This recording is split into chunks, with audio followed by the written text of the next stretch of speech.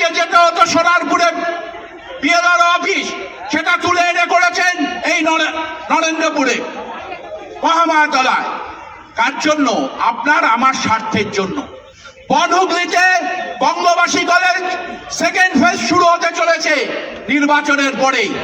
আবার যোগমায়া দেবী কলেজ তৈরি হবে আপনার বনহুগলি 1 নম্বরে। কে তৈরি করেছেন? মমতা বন্দ্যোপাধ্যায় তৈরি করেছেন। দেবাশিস বাবুর কাছে আমার একটাই কোশ্চেন, আপনি যেই দলের প্রার্থী 2021-এ যখন কোভিডে আমরা ঘর ছাড়া, মানুষ তার অন্ন পাচ্ছে না, মানুষ তার সুচিকিৎসা পাচ্ছে না, সেই দিন আপনার দলের সাংসদ ছিল এই রাজ্যের থেকে 18টা মন্ত্রী ছিল, হাফ প্যান্ট পরা মিনিস্টাররা কোথায় ছিল তাদের দেখা? যখন আমফান ঝড়ে গাছ পড়ে গেছিল, রাতে 3 দিন অন্ধকারে মানুষ থেকেছিল, জল পায়নি, সেই দিন আপনার সাংসদ থেকে শুরু করে আপনাদের বিধায়কের দেখা পাওয়া যায়নি।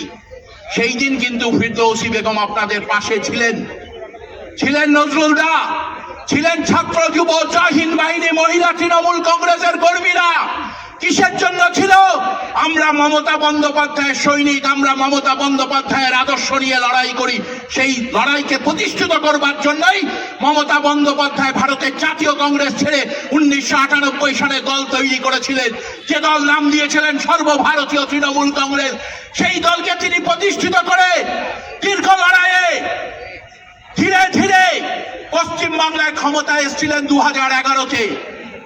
মমতা বন্দ্যোপাধ্যায় রাইটার্স বিল্ডিং এ গেছিলেন, ফেলানি বসাক একজন বধি, রেপ হয়েছিল, ধর্ষণ করা হয়েছিল তাকে।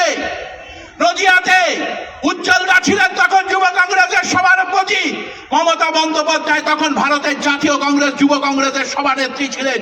মমতা বন্দ্যোপাধ্যায়কে সিপিএম এর বুদ্ধদেব বাবু এবং জ্যোতি বাবুর পুলিশেরা ঘাট ধাক্কা দিয়ে ফেলে দিয়েছিল।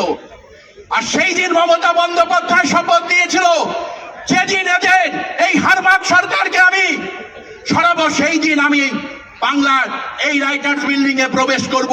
সেই দিনের জন্য দীর্ঘদিন অপেক্ষা করতে হয়েছে, দীর্ঘ আন্দোলন করতে হয়েছে, আমাদের বহু সহকর্মীদের প্রাণ গেছে। সেই দিন আমাদের জন্য এসেছিল 2011 সন। মমতা বন্দ্যোপাধ্যায়ের নেতৃত্বে সরকার প্রতিষ্ঠিত হয়েছিল তৃণমূল কংগ্রেস পশ্চিম বাংলায়, আর মমতা বন্দ্যোপাধ্যায় তার মুখ্যমন্ত্রী হয়ে রাইটার্স বিল্ডিং এ গেছিলেন।